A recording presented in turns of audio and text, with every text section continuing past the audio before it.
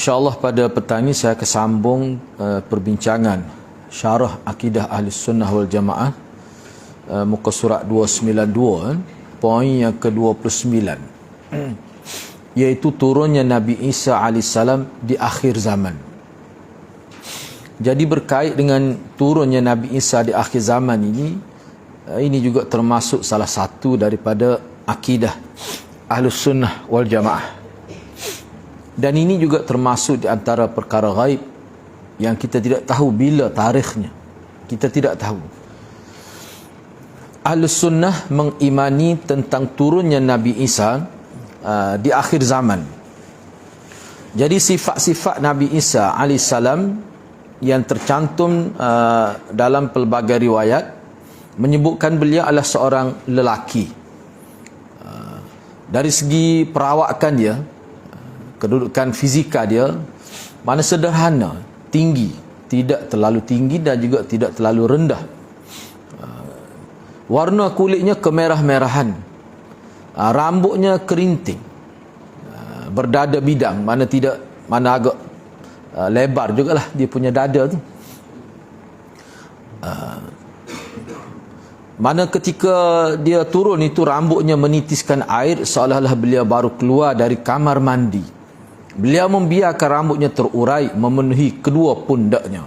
Mana rambut dia tu irsalah lurus sehingga mencecah ni dia punya kepala bahu ni. Itu yang disebut.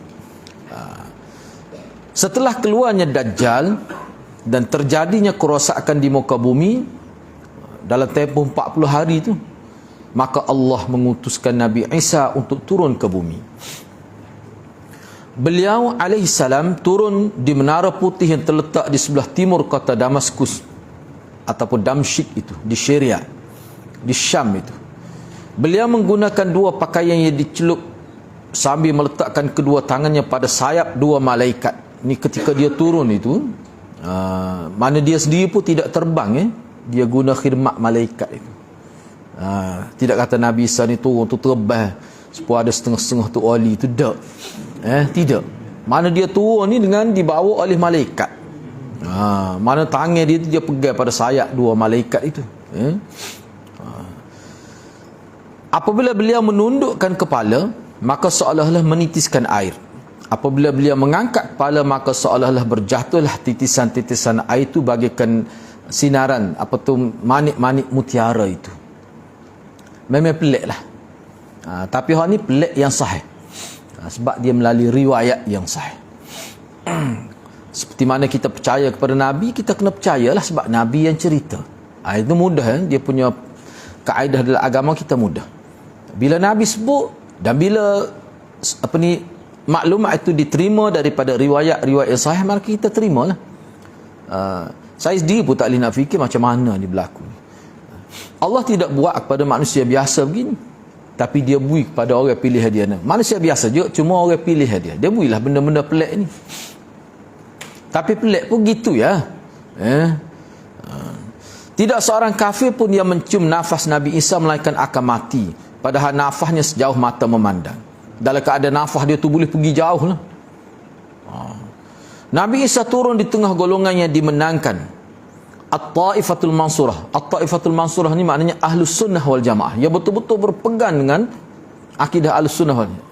Dalam hadis sebut Ta'ifah Al-Mansurah, kumpulan yang diberi pertolongan oleh Allah, yang berperang di jalan kebenaran, dan mereka berkumpul dengan maksud untuk memerangi Dajjal. Dajjal ni Dajjal akhir zaman, yang mata rosak sebelah tu. Bukan Dajjal adalah ni tu dah tu, hak ni lain, hak ni mata molek. Ni Dajjal ni hak mata rosak sebelah. Hak huduh tu. Hak digambar ke kaki peka. Maknanya kendah, rambut khiting, huduh lah. Tulis sini kafara, atau setengah riwayat kata ka'alif fa'ra, kafir. Hak adalah ni tu tak tulis, cuma kita tengok tu boleh percaya jugalah. Kalau kita ngaji hadis tu boleh kenal juga. Tapi oleh kerana sifat Dajjal ni dia penipu, jadi walaupun salah pun orang nampak betul. Hak ni Dajjal akhir zaman ni pada fizika dia tak menarik langsung, tapi Allah SWT bui kepada dia tu adalah kemampuan dia. Orang panggil bui apa ni, istidraj dia panggil. Dia boleh turun hujan. Dia boleh naik mah ada dalam perut bumi. Jadi benda-benda yang bersifat material tu menyebabkan masyarakat sokong dia lah. Tapi itu sebenarnya adalah fata morgana sahaja. Dia boleh hilang dalam 40 hari. Tapi dalam tempoh 40 hari itu dia pergi seluruh dunia ni, dan Allah bui kepantasan dia bergerak itu. Ini pelik lah. Ini sebagai ujian. Perkara ini sebagai ujian dari sisi Allah. Tapi kukuk mana pun orang yang pegang pada Quran dan hadis tak sesat. Tapi orang yang tidak pegang pada Quran dan hadis, mari hak dajah hak Allah ni pun sesat dah. Muslikat tu. Itulah hadirat. Sebab tu kita kena berpegang pada Quran dan hadis ni. Maknanya dari segi amalan kita ikut betul apa Nabi ajar. Dia akan selamat. Walaupun kita ni orang kampung biasa pun, tidak berpendidikan tinggi pun akan selamat. Itu kelebihan dia. Hak tu je sebenarnya hak kita nak pada umat ni. Pegang teguh Nabi buat macam mana dalam bab, khususnya dalam bab ibadat. Dan kita duk ngaji ni, kita nak tahu semualah. Bahkan kita bukan nak tahu tentang Nabi ni dari sudut cara ibadat saja. Kita nak tahu banyak perkara dari segi tindakan Nabi, cara berfikir Nabi. Semua tu kita akan dapat melalui riwayat-riwayat yang sahih, melalui pengajian. Ulama-ulama kita akan sebut. Bila kita belajar hadis, belajar fiqh, memang ulama-ulama kita akan sebut lah. Ulama akan buat perincian. Sebab kalau kita nak PhD, mana perlu satu ketinggian ilmu yang luar biasa tu. Sebab tu kita bergantung dengan para ulama. Jadi ulama ni ulama yang diiktiraf dalam ilmu agama kita ni. Baik, beliau alaihissalam turun pada waktu didirikan salat subuh, dan beliau salat di belakang pemimpin golongan At-Taifah Al-Mansurah itu. Pada waktu itu beliau tidak membawa syariat baru, namun beliau mengikuti syariat yang dibawa oleh Rasulullah. Jadi syariat dia dulu sebelum dia diangkat ke langit itu tak terpakai. Dia sendiri pun tak pakai. Dia pakai Nabi Muhammad sallallahu alaihi wasallam. Baik, turunnya Nabi Isa alaihissalam di akhir zaman tercantum dalam Al-Quran. Mana ada disebut dari segi dalilnya. Kalau kita tanya kita mana dalil Nabi Isa turun, kita kata dalam Quran ada sunnah lah. Sunnah tu sunnah sahih. Sunnah di sini maknanya hadis. Sebab kalau nak kira istilahnya sunnah ni tak ada hak tidak sahih. Bila kata sunnah mesti sahih. Tu asal dia nya. Hak bagi sahih tidak sahih ni hadis. Sebab tu kalau kita tengok dalam mukaddimah kitab-kitab sunan, kitab-kitab hadis utamalah, dia akan sebut tujuan ulama kita berjuang sampai mati, sampai ke akhir hayat lah. Supaya Imam Bukhari sebenarnya nak tapis hadis supaya umat boleh ambil sunnah. Sunnah tu mana sahih. Bahkan riwayat-riwayat tentang Imam Mahdi, tentang Nabi Isa ni sampai peringkat mutawatir. Talak ni boleh rasa akidah. Diriwayatkan lebih daripada 25 orang sahabat yang meriwayatkan tentang turunnya Nabi Isa di akhir zaman. Dan ini salah satu alamat besar kiamat. Dan sebelum tu turun Dajjal dulu. Lahir Dajjal, keluar Dajjal. Dalil daripada Al-Quran, contoh pertama, contoh ayat Quran yang sebut tentang Nabi Isa ni. Ini dalam surah Al-Imran ayat 55. Ni pun saya tak hurailah, kita baca begitu saja. Kalau nak panjang tu dia kena kitab khusus pula lah. Allah berfirman, "Idh qala Allahu ya Isa, inni mutawaffika wa rafi'uka ilai wa mutahhiruka minal ladzina kafaru wa ja'ilul ladzina ittaba'uk fawqa alladzina kafaru ila yaumil qiyamah thumma ilayya marji'ukum fa ahkumu bainakum fima kuntum fihi takhtalifun." Ingatlah ketika Allah berfirman, "Wahai Isa, aku mewafatkan engkau dan aku mengangkat engkau kepadaku," yakni angkat ke langit, serta aku menyucikan engkau dari orang-orang yang kafir dan menjadikan orang-orang yang mengikutimu di atas orang-orang yang kafir hingga hari kiamat. Kemudian kepadaku engkau kembali, lalu aku beri keputusan tentang apa yang kamu perselisihkan. Para ahli tafsir berbeza pendapat mengenai firman Allah, "Inni mutawaffika wa rafi'uka ilai." Jadi ayat "Inni mutawaffika wa rafi'uka ilai", jadi ahli tafsir berselisih pendapat. Apa maksud aku akan mewafatkan engkau? dan aku akan mengangkat engkau kepadaku. Menurut Qatadah, ini salah seorang ahli tafsir, dia ini bukan bincang secara panjang lebar, ini contoh saja. Menurut Qatadah dan juga para ulama lain, ini merupakan bentuk kalimat dalam bentuk muqaddam dan muakhar, iaitu bentuk kalimah yang mendahulukan apa yang seharusnya ada di akhir dan mengakhirkan apa yang seharusnya didahulukan. Kedudukan sebenar ayatnya begini, inni rafi'uka ilai wa mutawaffika. Sebab mati Nabi Isa selepas dia bunuh Dajjal. Lah ni Nabi Isa ada hidup, tak mati lagi. Maknanya yang berlaku sebenarnya angkat dulu, selepas tu baru meninggal, baru dimatikan oleh Allah. Tapi ayat ni sebut Allah, kalau kita perhatikan, inni mutawaffika, aku akan matikan engkau, mana aku akan wafatkan engkau, dan aku angkat engkau kepadaku. Sedangkan berlakunya angkat dulu, diangkat ke langit. Hak tu berlaku dulu, Nabi Isa tak mati lagi, tak turun pun lagi. Ni dalam ni dia panggil mana mentakdimkan yang takhir. Ada tujuan dia lah.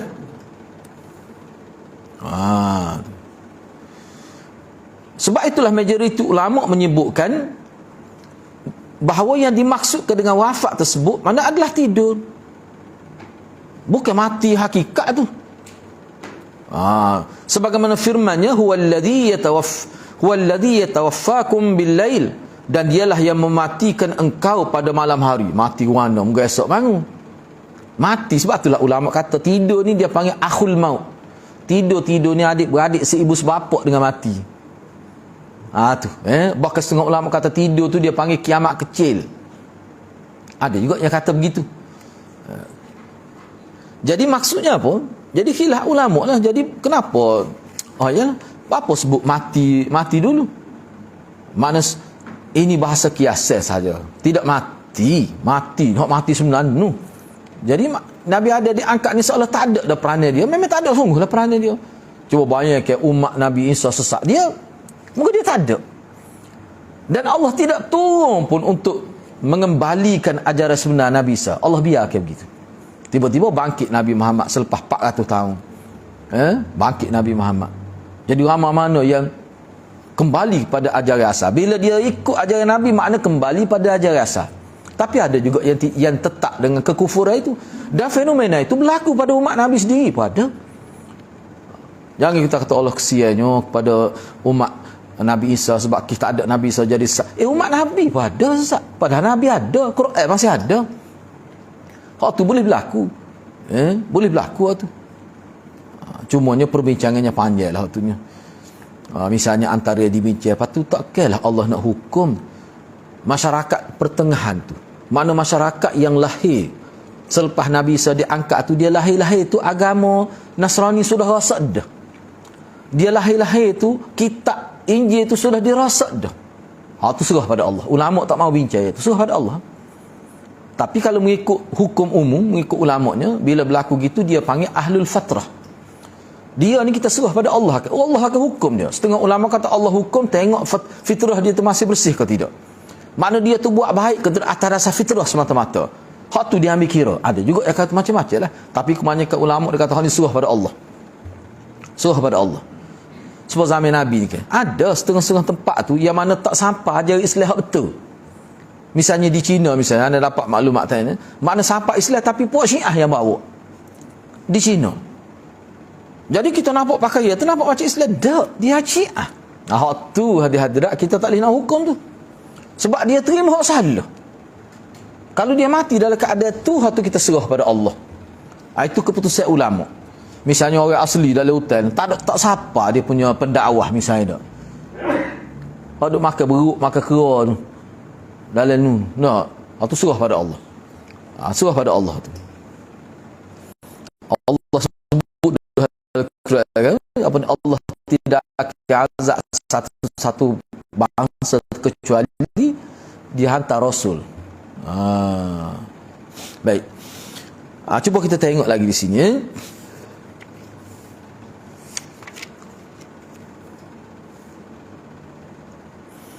Jadi setengah ulama kata letak mati ke dulu tu makna seolah-olah dia tu macam mati dah, padahal tidak mati lagi. Jadi mati tu mana mati bukan hakikat lah. mati itu bukan hakikat. Ada setengah kata gitu. Subhanallahi huwallazi yatawaffakum billail. Dialah Tuhan yang telah mewafakkan kamu pada waktu malam. Wafat di sini mana tidur. Tu. Allah juga berfirman, Allahu yatawaffal anfus hina mautiha wallati lan tamut fi manamiha. Allah lah yang mewafakkan. Yakni Allah pegang jiwa seseorang ketika matinya dan memegang jiwa orang yang belum mati pada waktu hak mati pun Allah pegang juga jiwa dia. Hak tidur, hak mati, hak tidur malam pun Allah pegang je. Tapi semua tu guna istilah mematikan dalam bahasa Arab. Ada kalau kita tengok dalam ayat ni, hak mula-mula tu mati sengaja lah. Hak yang kedua tu mati dengan arti tidur. Dalam Quran ni ada diguna gitu. Kita kata kenapa guna gitu? Nak ayatnya makna pengguna itu dia melihat dari sudut persamaan. Orang tidur dengan orang mati, sudut samanya ke dia? Tak khabar. Cuma hak tidur ni dia bangun selepas tu. Hak mati ni dia tak bangun lalu. Dia bangun tu bila dibangkitkan di hari akhirat. Hakikatnya bangun juga. Cuma lama masa tu. Dari sudut tu dia panggil, ada orang panggil wajah syabah lah. Wajah syabah dia tu. Sudut kesamaan tu. Ada sudut tu.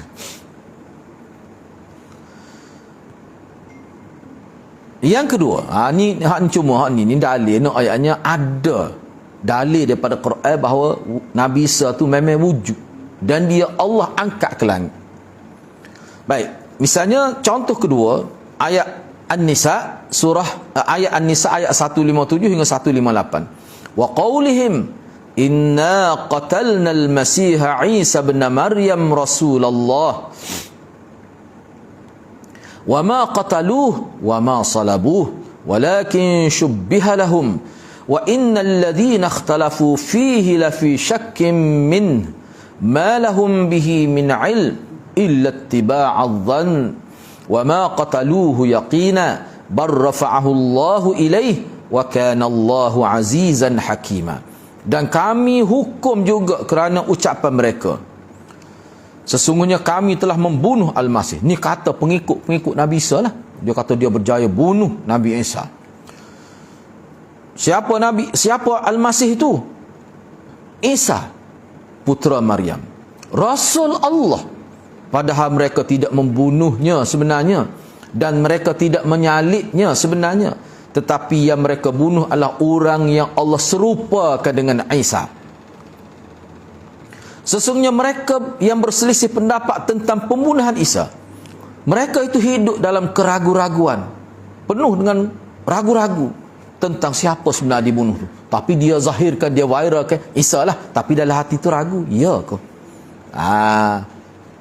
Ada sama siapa mati, duk ragu gitu. Apa pun dia, melainkan mengikuti prasangka belaka. Hak tu atas dasar sangka saja. Jadi mereka tidak yakin telah membunuhnya, tetapi Allah sebenarnya telah mengangkat Isa ke hadratnya. Allah Maha Perkasa lagi Maha Bijaksana. Dua dalil makna Nabi Isa tak mati dan dia diangkat. Allah mengangkat Nabi Isa AS dalam keadaan hidup dengan ruh dan jasad. Bukan kata angkat ruh saja, jasad dia hancur, dicincang, kita kata tidak. Sekali dengan ruh.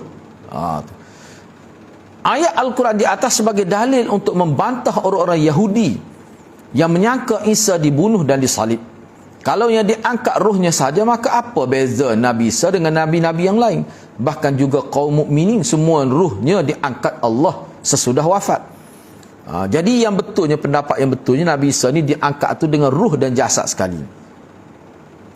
Begitulah. Hafiz Ibnu Katsir rahimahullah setelah menafsirkan ayat ini kemudian membawakan beberapa hadis tentang turunnya Nabi Isa. Kata Hafiz Ibnu Katsir, ni dalam kitab tafsir dia lah, inilah hadis-hadis mutawatir yang berasal daripada Rasulullah sallallahu alaihi wasallam yang diriwayatkan oleh para sahabat seperti Abu Hurairah, Ibnu Mas'ud, Uthman bin Abil As, Abu Umamah, An-Nawas bin Sam'an, Abdullah, Abu Umamah, An-Nawas bin Sam'an, Abdullah bin Amr bin Al-As, Mujammi' bin Jariyah, Abu Sarihah, Hudzaifah bin Asid, radhiyallahu anhum ajmain.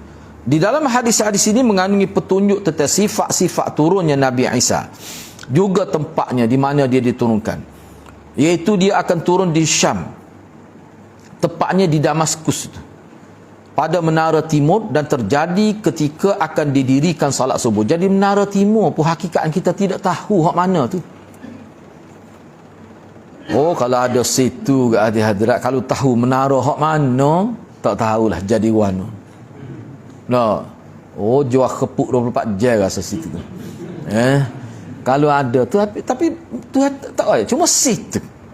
Hak mana wallahu alam. Sebab benda bagai-bagai gini kalau Allah zahirkan, bahaya. Tu kan. Hak tidak jelas tu pun nyapnya jadi rosak, jadi salah faham gitu mu. Padahal tak jelas. Misalnya kubur Nabi Hud tak jelas. Nak kata sahih riwayat tak ada sah. Sebab tu ulama hadis tolak tu kan, kecuali ada yang sahih. Dan kita pun tahu kalau kita baca dalam internet cerita-cerita ni lah, kenyataan-kenyataan bahawa disangka kubur Nabi itu berdasar pada mimpi orang tertentu, bukan berdasar pada nas pun. Waktunya pergi, seluruh dunia pergi. Na'udzubillah min zalik. Kita minta berlindunglah daripada sesak, daripada sesak tu siapa gitu tu.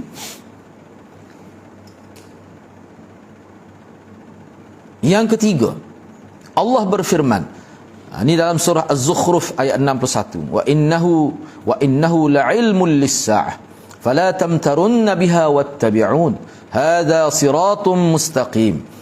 Dan sesungguhnya dia, yakni Isa, benar-benar menjadi petanda akan datangnya kiamat. Ini salah satu tanda kiamat yang besar. Kerana itu janganlah kamu ragu-ragu tentang kiamat itu, dan ikutilah aku. Inilah jalan yang lurus. Baik, tafsiran lafaz wa innahu la'ilmun lis-sa'ah, menurut Ibnu Abbas, maksud wa innahu la'ilmun lis-sa'ah, dan sesungguhnya dia benar-benar menjadi tanda kepada kiamat itu. Mengikut Ibnu Abbas, sebagaimana tercantum dalam kitab tafsir Ibnu Katsir, maksudnya turun Nabi Isa bin Maryam alaihi salam sebelum berlaku kiamat. Kemudian dijelaskan oleh Ibnu Katsir rahimahullah dengan mengemukakan hadis-hadis tentang turunnya Isa sebelum hari kiamat yang diriwayatkan daripada Abu Hurairah, Ibnu Abbas, Abu Aliyah, Abu Malik, Ikrimah, Hasan, Qatadah, Ad-Dhahak, dan juga yang lainnya. Jadi hadis-hadis turunnya Nabi Isa bin Maryam alaihissalam sebelum hari kiamat sebagai imam yang adil dan hakim yang bijaksana, hak ni juga mutawatir sifatnya, kena terima. Ini contoh dalil daripada sunnah. Dari Jabir bin Abdullah bahawasanya Nabi SAW bersabda. Baik, sebelum kita baca ni saya nak sebut, takut tak teringat pula poin, sebab sini dia tak sebut gapo dia gak sebenarnya hikmat dia. Hak Nabi nak ayat ni gapo dia, Allah nak ayat ni gapo dia. Maknanya kita kata dunia ni semakin sekali kita tengok dalam konteks kita kau berat nampaknya. Tak berlaku lagi kita kata malhamah, peperangan besar antara hak dan batil, peperangan hak besar.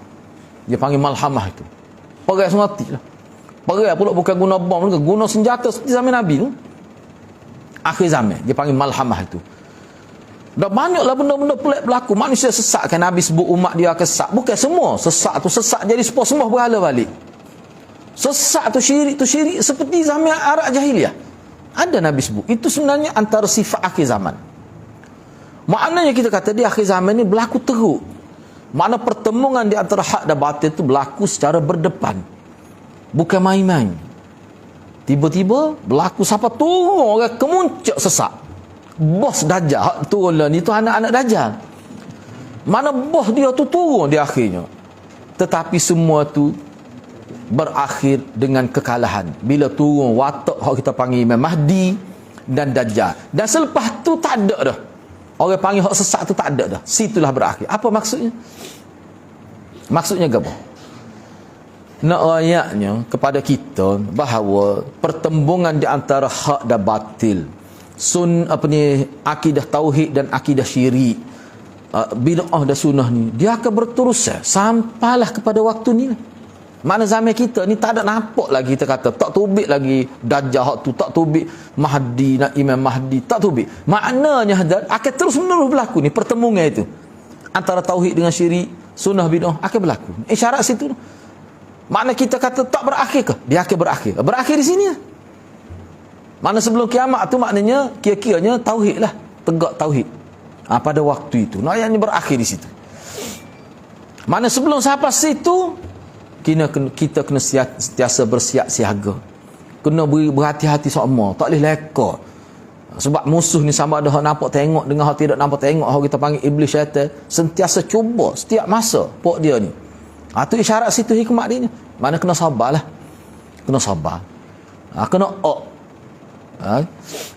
ayatnya begitu. Itu orang panggil sunnatullah. Proses yang Allah buat di muka dunia. Nak sampai ke satu tahap kita ni tentu nasib kita sebenar. Syurga ke neraka. Itulah proses yang kita lalui. Baik. Cuba kita tengok. Dari riwayat Jabir bin Abdullah. Daripada Jabir bin Abdullah ni riwayat daripada Jabir, ambil daripada Jabir. Bahawasanya Nabi bersabda, Nabi kata la tazalu ta'ifatun min ummati yuqatiluna 'alal haqq zahirina ila yaumil qiyamah. Qala fayanzilu Isa bin Maryam alaihi salam fayaqul amiruhum ta'al salli lana fayaqul la inna ba'dakum 'ala ba'din umara takrimatallah hadhihi al-ummah. Nabi kata akan senantiasa ada, akan terus menerus ada segolongan dari umatku yang berpegang, yang berperang demi membela kebenaran. Ada ni sampai bila? Sampai kiamat. Mana berlaku semua tu. Bukan sampai bertembung biasa. Ni sampai perang lah antara hak dan batil. Ada semua sampai kiamat. Kemudian Rasulullah bersabda, maka sebelum berlaku kiamat tu, cara berakhirnya pertemuan akidah tauhid dengan akidah syirik ni, cara berhentinya bertembung antara hak dan benar ni, sehingga turun Nabi Isa bin Maryam alaihissalam. Kemudian pemimpin golongan yang berperan tersebut berkata ke Nabi Isa, bila Nabi Isa turun tu, mana ketua At-Taifah Al-Mansurah tu, ketua betul-betul berpegang pada Quran dan hadis dan sanggup berperang, ketua dia kata, bila turun Nabi Isa tu dia kena, dia kata kemarilah, ta'al, silakan jadi imam untuk kami. Imam salat ni, salat subuh. Nabi Isa jawab, tidak. Sesungguhnya sebahagian kamu adalah pemimpin atas sebahagian. Kamulah jadi imam. Sebagai penghormatan Allah kepada umat ini, umat Nabi Muhammad. Nabi Isa tak say. Kamu layak jadi imam sesama kamu. Itu dalil pertama daripada hadis. Dalil yang kedua, Nabi bersabda, والذي نفسي بيده لا يوشكن أن ينزل فيكم ابن مريم عليه السلام حكما عدلا فيكسر الصليب ويقتل الخنزير ويضع الجزية ويفيض المال حتى لا يقبله أحد. Demi Tuhan yang jiwaku berada di dalam genggamannya atau di dalam tangannya, sudah dekat saatnya, sudah hampir waktunya di mana akan turun pada kamu Isa putra Maryam alaihissalam itu sebagai hakim yang sangat adil. Dia akan menghancurkan salib, dia akan bunuh babi. Kita kata mana pun sabit dengan babi pun. Tak ada pasal-pasal. Hak ni kita kena bincang khusus lah ini. Ini bahasa tamsil. Bunuh babi itu isyarat kepada nak mematikan yang haram tu. Simbolik. Bunuh kita kata tak sabit dengan babi tu. No, dia bukan mukallaf pun. Menghapus jizyah, cukai kepala, dan akan melimpah ruah harta. Yafidul ma, harta jadi naik hak dalam bumi, timbul ke atas. Banyak ni hadis hak sebut ni di tempat-tempat tertentu, sehingga sungai kering jadi timbul harta karun. Ada disebut begitu. Tu kan. Hak ni kena baca tu lah, kitab tu lah. Kalau hak mudah lah ni kan, Profesor Dr. Umar Sulaiman Ashqar tu alamat kiamat. Dia alamat kiamat surah, alamat kiamat kubra dia tulis. Oi, banyaklah kena ngaji kalau begitu no. Tak apalah, nak nanti kemati ya kita ni. Biar isi dengan bermanfaat. Baik ngapu nak mati ya tak ya, pun mati juga. Tapi biar kita isi ya, sebab saya pun masuk nak baca tu. Sebab saya baca sana tu habis. Cuma dua-dua tu habis. Berkenaan syurga neraka dan berkenaan kiamat. Kiamat dia bagi dua, kiamat surah dan kiamat kubra tu. Dia tulis khusus bab tu. Bagus ada terjemahan Indonesia lah. Baik. Jadi Jadi harta melimpah ruah, jadi keluar harta yang tersembunyi pun keluar, sehingga tidak ada seorang pun yang mau menerimanya. Jadi murah pula harga. Sehingga tak seterima, kaya belakor. Tu. Sebab begitu sekali. Lah ni tak boleh terbayar. Lah ni. Dah, semua barang tak cukup. Kalau dulu siapa Allah pakai tak sih? Semua banyak belakor. Tu rupanya benda jadi mahal sikit kalau gitu. Tengok minyak tak banyak, mahal lalu. Nak cari pun payah. Nak pergi beli pun tak boleh beli, kat luar. Tu pemuja ada. Adalah tu puak-puak orang kata, orang panggil dajjal dalam ekonomi tu.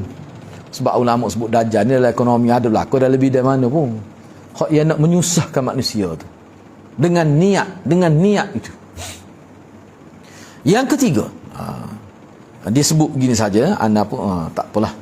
Boleh tengok dia wak bawah tu sebenarnya boleh rujuk pun dia wak dah bawah tu 409 tu tak apalah. Dia terjemuh saja. Sabda Rasulullah yang bermaksud para nabi itu adik-beradik seibu sebapa.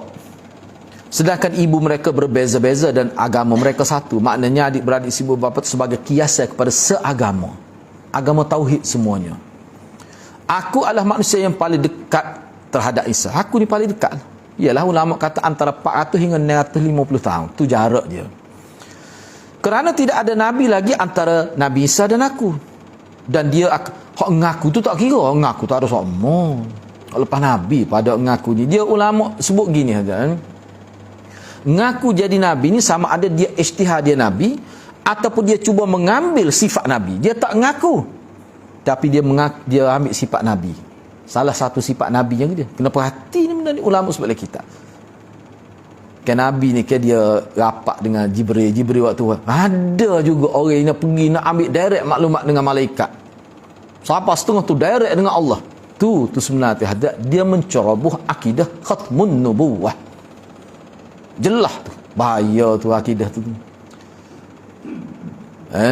Siapa jumpa benda. Kalau di Indonesia ni panggil. Turun Jibril dia kata. Panggil. Supaya dia panggil anak dia turun atas loting. Akak 12 tangan gitu. Ustaz tu. Dia boleh sapa situ hati-hati tak. Lah ni sekat selak tabir baru. Dia boleh sapa kalau lak. Dia main-main. Bagi sesak ni. Hati-hati kalau dibiarkan dia bergerak. Allah nak uji kita. Tengok ni tu. Panggil Jibril tu. Nak kacak kira ni. Tu setahu tu rumah tu tak. Berapa? Sana tak apa. Asalkan dia tidak mencetuskan ketegangan, dia bayar cukai tak apa. Tak jadi masalah tu kepercayaan. Dia tidak ganggu orang pun. Awak tak percaya pun tak apa. Saya rakyat je. Saya cerita dalam kita ada awak percaya pun tak apa, tak percaya pun tak apa. Tu perangai apa pun saat dia kecek gitu. Saya tak paksa pun awak percaya. Sebab tu Nabi dia sekat awal-awal lagi. Benda yang Nabi kata dalam hadis, sesiapa yang menyebarkan maklumat yang dia tak pasti benar, kalau maklumat kebetulan betul pun tetap dia anggap dia kadhib, pembohong. Kalau tak betul? Ini kita mudah. Kalau percaya tak apa, tak percaya tak apa, amat je ayat je.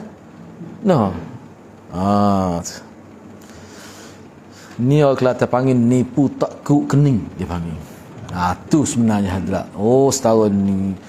Setahun ni boleh bebas ketemu, tak tahulah hadrat. Tanggunglah. Orang yang ada otoriti tu duduk lek gitu tu. Nyanyo kau kapun. Orang kapun ni hadrat. Pengalaman saya kuliah dah. Kalau ayat kata sahabat Nabi masuk neraka pun dia percaya orang kapun. Sebab haja ayat tu ustaz entah kan menipu. Nak ayatnya orang kapun ikut ayat. Dia percaya kau itu saja tak sudah. Ikut ayat. Tu perangai orang kapun. Mungkin dia tak ada nak mikir orang kapun ni. Sebab itulah kerajaan berperanan besar di sini. Peranan dia cukup besar. Kalau dia tidak main ke peranan dia, habis tak awak panggil? Tak habis makan. Kena berat dia ada. Dan kita ayat ada. Kalau berlaku seseorang kerana dia mendiamkan diri dekat dia berkuasa, kita akan tuntut di hadapan Allah Subhanahu Wa Taala. Baik.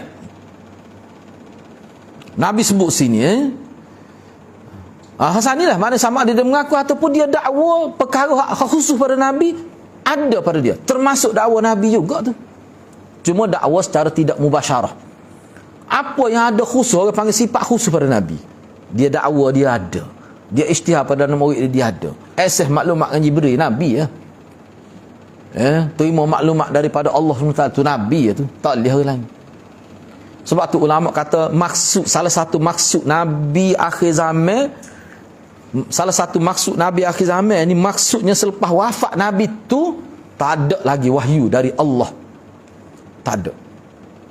Itu maksud dia. Jadi tahu perkara gaib ni hadirat, bukan sifat Nabi tu, Allah tu, sifat Allah tu. Bukan dalam apa ni, fitrah ke Nabi ya, tidak.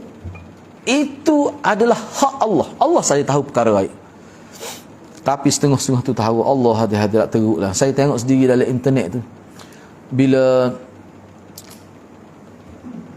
sebut warna payah nak sebut nama kau orang maaf, ginilah senang kita sebut gini. Bila Dajjal tu sampai di KLIA, no. Sebab kalau sebut nama dia marah. No. Begitulah mudahnya. No. Ada pengikut dia tanya. Isteri dia pun ada, isteri kawan ni pun ada. Ni dalam video ni. Dia kata anak saya, suami isteri saya tu mengandung, boleh ke anak lagu mana anak saya tina kejahatan? Nyagi tanya Dajjal tu. Dajjal tu dia bawa tokak. Dia pun letak tokak dia perut bini kau tu. Oh, dia kata anak lelaki. Dan dia ni akan datang akan jadi hafiz Al-Quran. Dalam video. Sedangkan apa yang ada dalam rahim ni Allah saja tahu. Hak kita pergi tu atas andai, sebab tu doktor pun tak kata confirm anak perempuan. Tak scan pun. Dia sebut semua pun tobik pula, bukan sekadar dia kata perempuan. Tobik bukan sekadar jatuh. Dua orang nak tobik. Benda tu boleh. Kadang-kadang betul, kadang tak. Kalau nak kira betul, kadang tak. Tak payah scan tu orang tu tok bidakah pun boleh agak. Nah, ni anak jatuh tobik dak. Nah, tiba-tiba dia kata gitu. Jadi hafiz pula tu. Dia baca Quran bunyi pokok barbuh. Nah. Tu sebab tu saya kita benci ni bukan pada peribadi dia. Perangai dia terlajuk, menyesatkan orang. Saya tengok dalam video tu, lama dah ni mula-mula itu, ketika dia sudah ceramah tu, dia bangun, dia tengok, dia kata dia nampak Nabi turun mari tu, mata jadi putih semua mata dia. Unzuru ilayya, unzuru ila, tengok pada saya, tengok pada saya. Dia suruh klik dia sebab dia sedang nampak Nabi pada waktu tu. Tak Dajjal tu gitu tu. Boleh ketemu. Tu. Pok-pok dia di Indonesia masa dia pergi tu. Hisham Kabbani tu. Majlis besar ni video juga. Duk tengah dalam majlis besar. Wah, mari hadrat. Saya tengok tu dalam video, kalau stadium tu tak muat. Ramainya orang. Duk tengah berzikir, duk tengah itu tu. Dia bangun cacat dia seorang. Dia pun lenggok ke langit. Lenggok ke langit. Dia akak tangan gitu. Orang pakai kelis tak tahu bersatu. Muka dia semaya keserampan tu dia seorang nampak. Tak aci gitu. Nah. Kalau anak di situ, anak berkata, nampak je kok. Kita kata, kita nampak mari kot ni. Nah. Tak ada orang seorang dia buat lagu tu. Baca je lah. Lepas tu, lepas sesat tu, orang tanya dia. Kenapa tu Syekh? Dia kata dia nampak Nabi turun diiringi oleh malaikat. Masa dia interview tu. Allah hadirat. Tapi manusia ni bila sampai tahap tu dia percaya ayat gapo percaya. Tapi kalau pun kita ayat pun dia tak percaya. Apa tu? Sebab dia tak percaya kita. Dia sebenarnya dia percaya tu, dia bukan percaya pada cerita tu, dia percaya kepada tu Dajjal tu.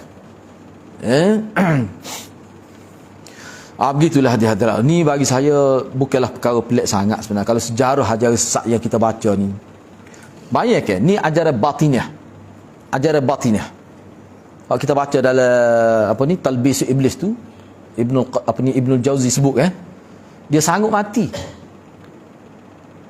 Dia sebut dah sebelum dia mati, dia sebut dah, dia kata dalam masa terdekat ni tak lama lagi ambillah ilmu sebanyak mungkin dengan dia, sebab tak lama lagi dia akan diangkat ke langit seperti mana Nabi Isa.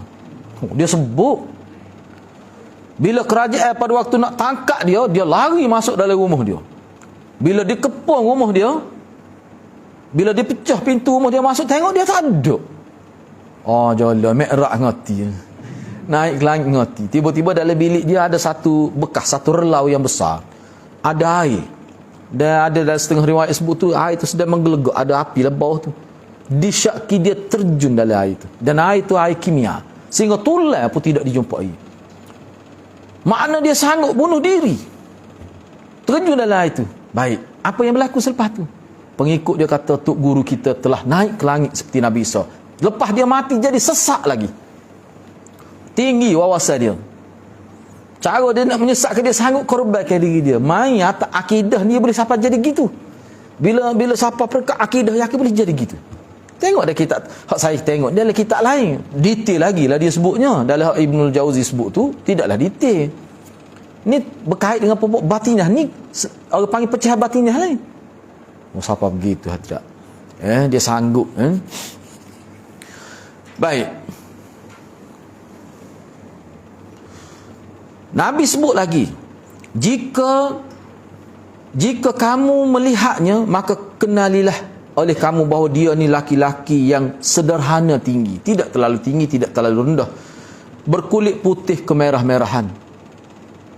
Makna nak serupa dengan Nabi lah di segi kulit dia, cuma rambut keriting tu tak lah.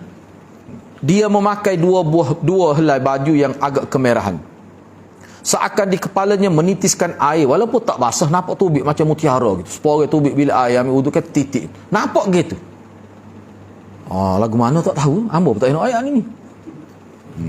Dia akan mematahkan salib. Ini isyarat berlaku ni. Dia isyarat. Ni sebagai isyarat. Sebab hadis-hadis yang berkait dengan akhir zaman ni banyak isyarat juga. Isyarat. Apa tu? Tak ada. Berakhir di situ agama Kristian yang telah diselewengkan itu. Membunuh babi isyarat pada haram. Tidak berlaku haram. Sebab apa? Inilah. Sebab dia hapuskan punca haram itu. Dan menghapuskan jizyah, manusia bebas pada hari itu. Serta menyeru manusia kepada Islam. Di zaman dia, ketika dia turun ni, Allah akan menghancurkan seluruh agama. Habis, tak ada dah. Tinggal Islam selesai. Nak ayat di situ baru berakhir, pertemuan baru berakhir. Dan Allah akan membunuh Al-Masihud Dajjal. Allah bunuh ni maksudnya melalui. Bukan Allah direct bunuh, waktu kita bincang akan datang secara panjang lebar lah. Yalah kita kata Nabi Isa lah. Tapi sebut Allah bunuh tu hakikat dia. Kemudian terciptalah keamanan di muka bumi, hingga singa dengan unta cari makan di tempat yang sama. Unta tak rasa serabut perut dengan ada singa tu. Dan demikian pula harimau dan lembu, juga serigala dan kambing serta anak-anak kecil bermain-main dengan ular tanpa membahayakan mereka. Beliau tinggal selama 40 tahun, kemudian wafat dan kaum muslimin melakukan salat jenazah kepada dia. Riwayat ni boleh tengok. Boleh tengok riwayat. Dia buat takhrij bawah tu. Sahih. Ni salah satu perkara pelik tapi sahih. Dia nama apa tak ingat dia. Dia kumpul 82 hadis hak pelik, hadis hak berlaku ni. Perkara gaib lah tapi sahih. 82 hadis. Boleh juga kalau kita baca tu. Hak bahasa Arab lah. Ada terjemah ke bahasa Melayu saya tak pasti. Ada ni? Tu mana? Tu dia ambil 40 yang ni 82. Dia pilih tu. Dia asal 82. Arab ada saya. 40 tu dia ada terjemah. Terjemah Indonesia tu dia buat 82 betul lah seperti Arab, cuma sahabat kita saat tu dia ambil 40. Nak suruh bunyi hadis 40 tu. Dia ambil 40. Tapi sebenarnya 82. Ni ada terjemah, cuma saya tak ingat tajuk terjemah dia tu gapo dia tahu, kena tengoklah. Tapi hak Arab tu ada dengan saya. Tu molek tu. Sebab kalau kita nak pelik-pelik hak tu, tapi dia sahih. Berkali tu dia punya penulis tu pun dia nampak orang nak pelik-pelik sangat. Ambil ni. Sahih ni. Pelik tapi sahih. Pelik tapi benar. Tu. Sebab ada ni pelik tapi tak pakar. Baik, cuba tengok lagi. Turunnya Nabi Isa memberikan hikmat yang besar. Turun Nabi Isa. Kita baca sinilah. Kita baca sini. Membantah Yahudi yang beranggapan bahawa mereka telah membunuh Isa. Padahal Nabi Isa lah yang akan membunuh pimpinan mereka, iaitu Dajjal. Kan Nabi sebut dah kan, bila Dajjal yang menjadi pengikut setia Dajjal, tentera mula-mula dia 70,000 tu adalah Yahudi Isfahan. Jelas Nabi sebut. Yahudi di Isfahan ni, tempat penting di Iraq sekarang ni. Dan Khomeini bila dia mula-mula memegang jawatan sebagai pemimpin tertinggi Ayatullah di Iran tu, mula-mula dia buat membentuk satu pasukan elit 70,000 di Isfahan ni lah. Tepat seperti Nabi sebut. Hak ni kita boleh tengok dalam beberapa buku, salah satunya buku Sarak fi Iran, Ali Afghan tulis. Ada bincang tu buku tu. Beberapa kali diulang cetak tu buku tu, ya. Dia dedahkan konspirasi Khomeini ni. Baik, Yahudi tu. Sebab dia antara ketua Yahudi lah ni, Dajjal ni. Bila Dajjal je diikuti oleh 70,000. Amal lagi hak lain. Hak ni hak orang panggil pengikut setia dia. Komando-komando dia tu terdiri pada 70,000 Yahudi. Jadi nak bantah tu lah. Nabi Isa turun tiba-tiba tidak jadi pemimpin puak dia. Bahkan Nabi Isa jadi pemimpin At-Taifatul Mansurah tadi. Ahlussunnah wal Jamaah lah. Dia bunuh pemimpin dia Dajjal ni. Nak bantah tu. Lepas tu selagi nak ayatnya bahawa Nabi Isa ni dia mati akhirnya. Dia mati. Setengah ulama kata nak ayatnya kullu nafsin za'iqatul maut. Baik, saya nak tanyalah. Lepas tu Khadir ni lagu mana? Tak mati-mati ke? Biarlah kalau kita terima dia hidup. Lepas tu bila dia mati? Tak ada riwayat. Hak ni Nabi Isa ada. Bagai sahih ni lagu ni lah sifat dia ni. Dia tak mati. Akhir zaman mati. Hak ni muka Allah sebut. Lepas tu Khadir ni kalau kita terima dia hidup, bila dia mati? Tak ada ayat. Nampak kedai bed dia Nabi Isa tu. Khotu pada dah kalau nak tengok. Kalau betul lah Allah panggil kaum dia tak mati, kullu nafsin za'iqatul maut tu, nak letak mana ayat tu? Ni mati kok mana pun Nabi Isa ni. Yang kedua, sebab tu Hadrat Bukhari, terai Bukhari, mati Khadir. Baik, kalau Syiah pula dia guna tu, tengok dia kata kamu pun ada watak yang tak mati. Mana email 12 kami tak mati, pelik apa? Bahkan Khadir kamu lama lagi zaman Nabi Isa sampai lan tak mati lagi. Duk pergi kota London pergi. Biar malah ayat gitu sekali. Berat bapak ni ada nak, sebab tu banyak bercanggah dengan nas sebenarnya. Sesungguhnya Nabi Isa mendapatkan di dalam Injil tentang keutamaan umat Muhammad.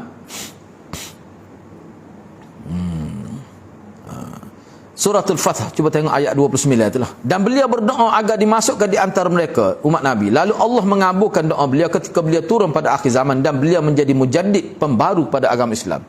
Maknanya dalam kitab Injil ni, sebab perkara ni diisyaratkan dalam Quran ayat 29 suratul Fath. Makna dalam Injil ada sebut Nabi Isa ni dia macam dia doa pada Allah nak biar dia jadi umat Nabi. Doa dia dimakbulkan. Di akhir zaman dia jadi umat Nabi, dan bukan sekadar umat, berperanan besar menjadi mujaddid. Sampai selepas zaman dia itulah hilang agama-agama sesat ni, tinggal Islam sah. Makbul doa dia. Hikmahnya itulah. Maknanya Allah nak bui juga kemuliaan kepada Nabi Isa tu sampai akhir zaman dia. Dia yang menghilangkan agama-agama sesat. Yang ketiga, turunnya Nabi Isa dari langit untuk dimakamkan di bumi, kerana tidak ada makhluk dari tanah yang mati di selain tanah juga. Ni Nabi Khadir lah mana ni? Nabi Isa ada dah maklumat ni. Sebab itulah dia tak terima yang sahih lah. Terima Bukhari, terima ulama-ulama. Kita tidak nafikan ada setengah-setengah ulama kata masih hidup. Tapi kena ingat, kalau kita terima, kalau kita perhatikan kata-kata misalnya Imam Syuti ada disebut, dinakalkan begitu. Dia kata hidup lagu mana? Dia kata sebab tidak jelas kata mati. Hidup gitu ya. Tapi pokok sesat ni dia kata hidup tu bukan semata-mata nak kata hidup. Dia nak ambil sesuatu, dia nak sambung sanak. Dia nak sambung sanak tarikat dia. Tu pentingnya Khadir hidup. Syuti tidak gitu.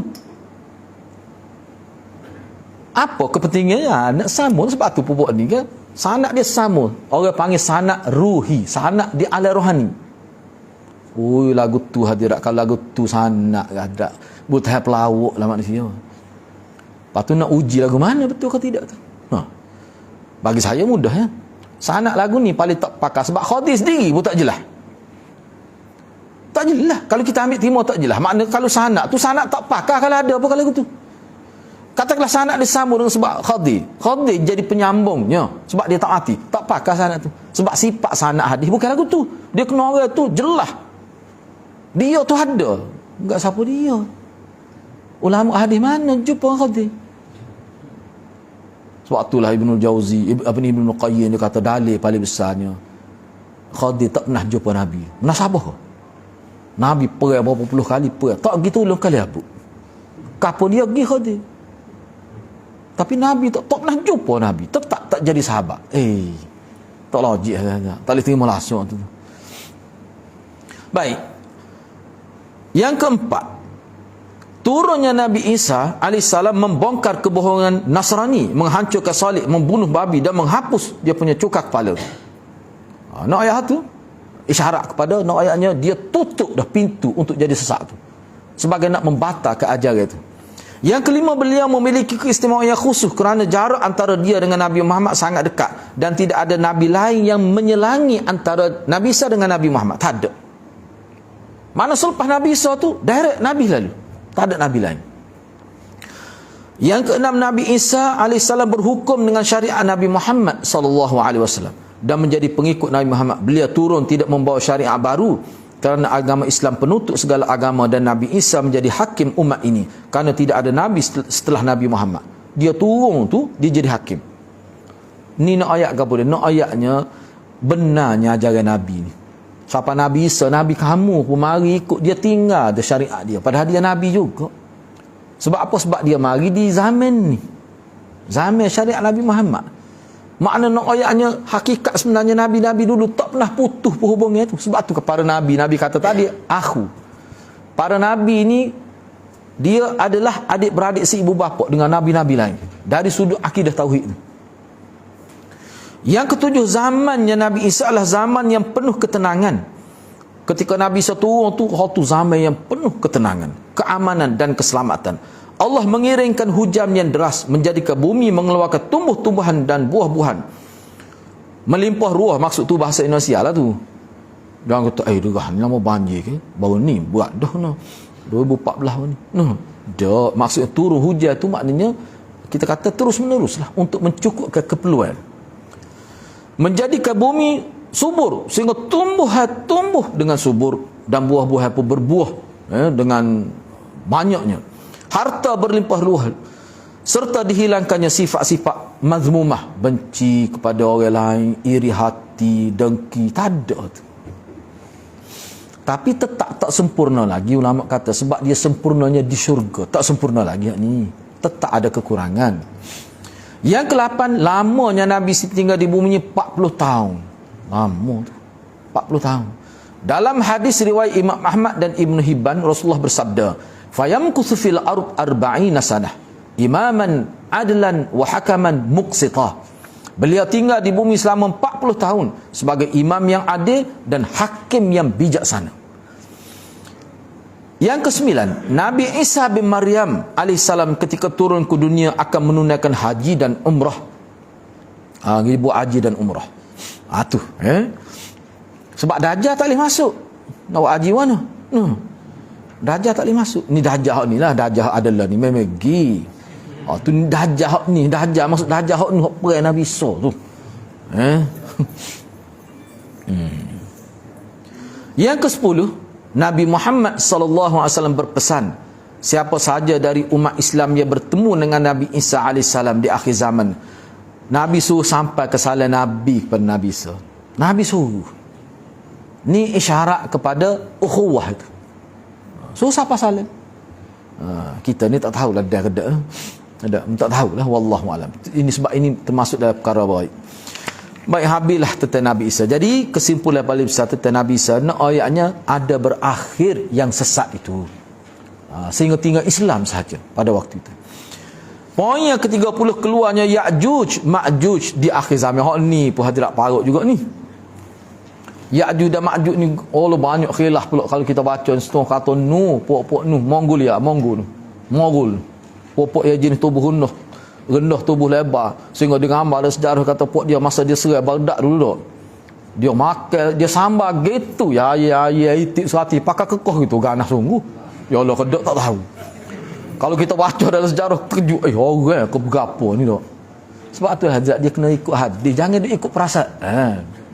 Saya baca kata ni ganas sungguh, bila-bila lari sambar binatang kekoh gitu ya. Gak apa-apa monggo, kecil hati yogot dia tu kalau dia kita royak cerita tu.